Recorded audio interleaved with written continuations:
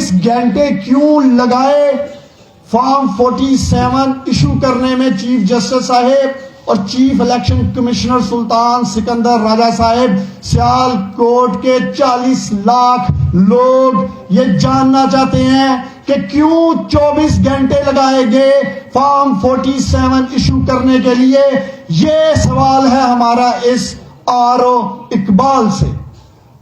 तीसरा किरदार डीसी सियालकोट मोहम्मद जुल्करनैन, जो कि डीओआरओ है इस इलेक्शन का।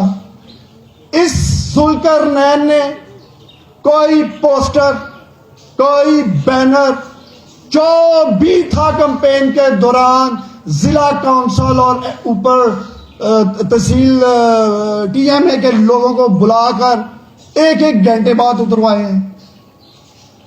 रोजाना की बुनियादों पे गाड़ियां छीनना, पोस्टर बैनर लगाने वालों को उठा लेना। जिसने भी रेहाना डार की सपोर्ट की चीफ इलेक्शन कमिश्नर साहब, या तो उसकी दुकान सील कर दी गई, या उसका प्लाजा सील कर दिया गया, या उसको बुलाकर कहा गया कि अगर तुम नहीं करोगे तो बुलडोज कर देंगे। फिर तीसरा जो यही डीओआरओ जिसने इस सारे निजाम में सबसे बड़ी प्री पोल रिगिंग की, इसने सीओ एजुकेशन जवेद इकबाल को बुलाया और कहा कि जितने भी प्रिजाइडिंग ऑफिसर्स हैं NA 71 के चीफ इलेक्शन कमिश्नर साहेब, सिकंदर सुल्तान राजा साहेब, मैं ये इल्जाम नहीं लगा रहा हूं, इसको बुलाएं आप इलेक्शन कमीशन के ऑफिस, इस डीसी सियालकोट जुल्करनैन को। और इसने हदायत जारी की प्रिजाइडिंग ऑफिसर को कि ख्वाजा आसिफ से आपने राब्ते में रहना है। ख्वाजा आसिफ के घर इसने प्रिजाइडिंग ऑफिसर्स भेजे।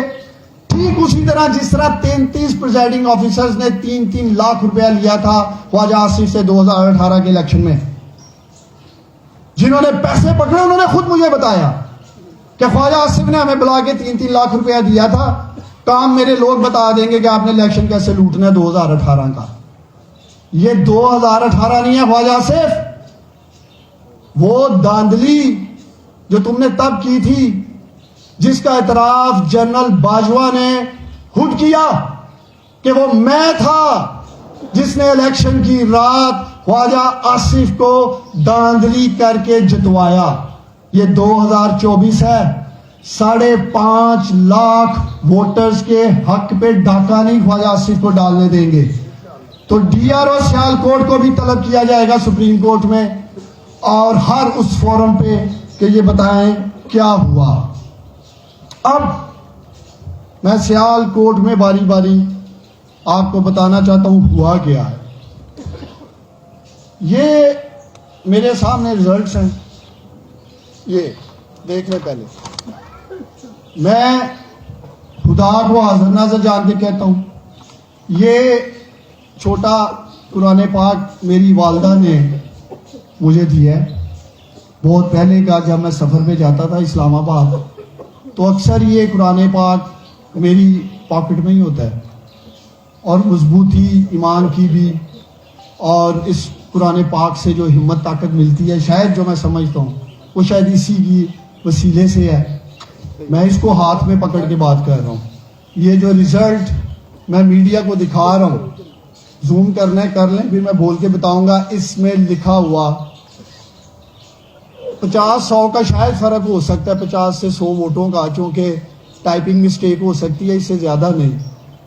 इसमें जो मैं बताने जा रहा हूं कौन के लोगों को एक एक चीज सच है।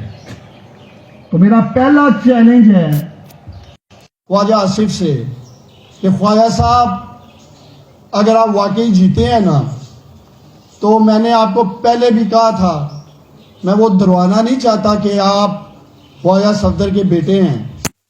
आप इहरा की जुर्रत का मुजाहरा करो,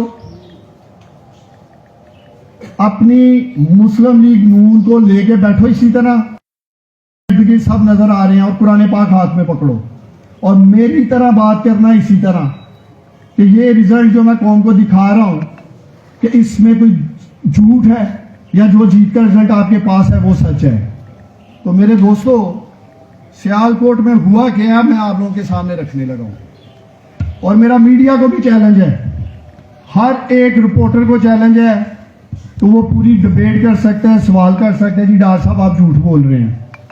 पहले नंबर पे जी मैं माजरत हाँ हूँ आप लोगों को, जो मैंने बुलाया रात को तो कुछ हमारे फार्म 45 क्योंकि लेके आए थे तो इनके डर की वजह से पोलिंग एजेंट उठाए जाने थे, बूथ लगाए नहीं जाने थे। हाजा साहब बड़े खुश सन कि नून लीग दे बाहर बूथा दे रश बड़ा है, मैनू लगता है कि अज तो मैं तरी ही लीड पावांगा। हाजा साहब सियालकोट वाले ने तुहानू मामू बनाया है,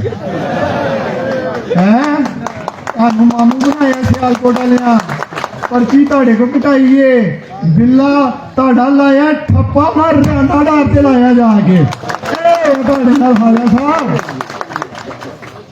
सो ऐसे तरह पोलिंग